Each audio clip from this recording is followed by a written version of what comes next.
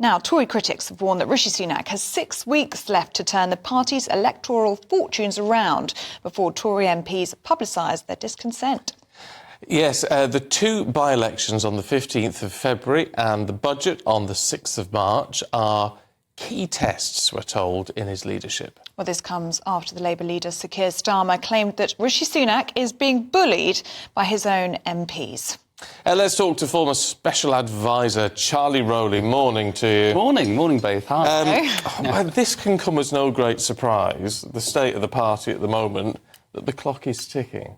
I don't know what you mean. Oh, come on. Everything's going very well. Well, look, it's been another sort of bumpy week, I think, for the Prime Minister. Not as bumpy as I think people might have thought with Simon Clarke, former Cabinet Minister, Sir Simon Clarke, I should say, calling for... Rishi Sunak's former number 2 in the Treasury. Exactly. So they've worked together and, you know, it will raise a few eyebrows because it follows the resignation that we saw last year of Robert Jenrick, another close ally of the Prime Minister who resigned as Immigration Minister. But ultimately, what you saw during that particular resignation is, during the statement that Sir Simon Clarke put out yesterday, is the entire backbench group of Conservative MPs basically coming together in the WhatsApp group to decry what Simon had said and said that they don't agree with him, and now is not the time to be talking about these kinds of things. It's a time for the party to unite, to get behind the Prime Minister, to deliver on all the things that he said he's going to do, and that includes the tax cuts that you just mentioned will be coming, or should be coming, on the 6th of March. And, you know, it's only by being a united party that they can put in a good show, hopefully on the 15th of February, which I note is a day after Valentine's Day, so we'll see how much love there is for the Conservative Party on the 15th and go from there. Yes, very good, Charlie. Thank you. You're laughing your way through this, Charlie. Is that all you can do? Is it laugh or cry for the Tories? Yes, well, I'm only laughing and smiling because I'm with you too. Being here, don't you? We love having you here as well, I have to say. So Simon Clarke, though, has implied that there are many others who secretly feel the same way that he does. But is that a sense that you are getting from within the Conservative Party? And do you think there is a sense that they are waiting to see what happens in these two by-elections, but you could be facing wipeout in those two? And then, of course, the 6th of March and that budget. There is that pressure, isn't there, to pull a real big rabbit out of that hat?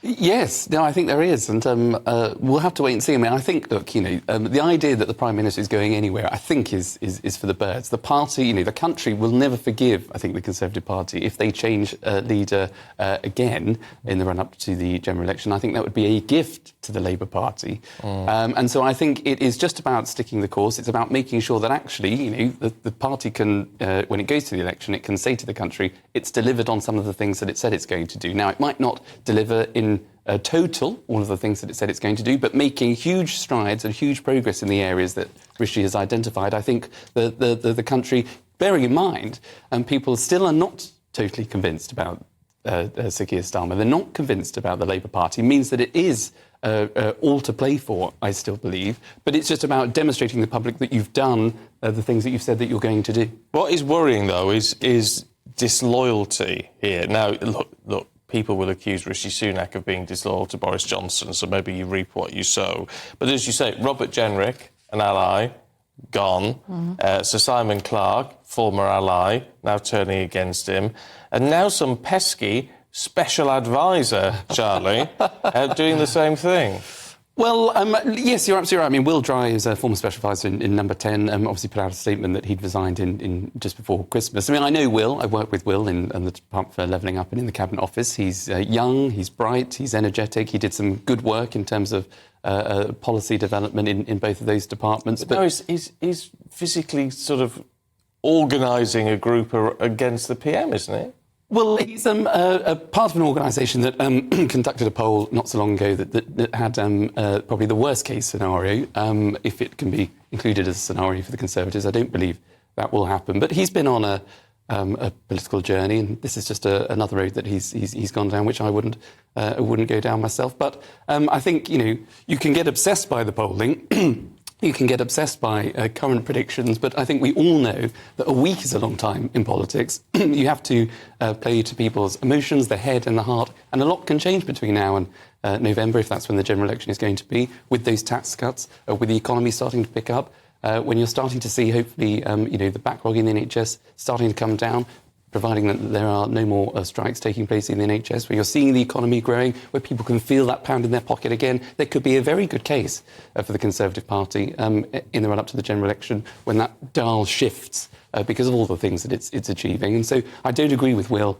that it is, as he describes it to be, the situation. I think it is still to play for. When the dial shifts, you say? If you mean. Well, I think that's a very good point, and I think naturally any general election you see the polls narrow. And look, I always say this to people that I was, in the Tory party, I was in the campaign in 2017 when Theresa May was 20 points ahead herself. I can see during a campaign how it can really focus the minds, and people, do take politics seriously. It didn't go as well as she sort of hoped it would, and I think it might not go as well for Sir Keir Starmer and the Labour Party as they think that it may. We shall see. We shall. We shall see, Charlie. Thanks very much indeed.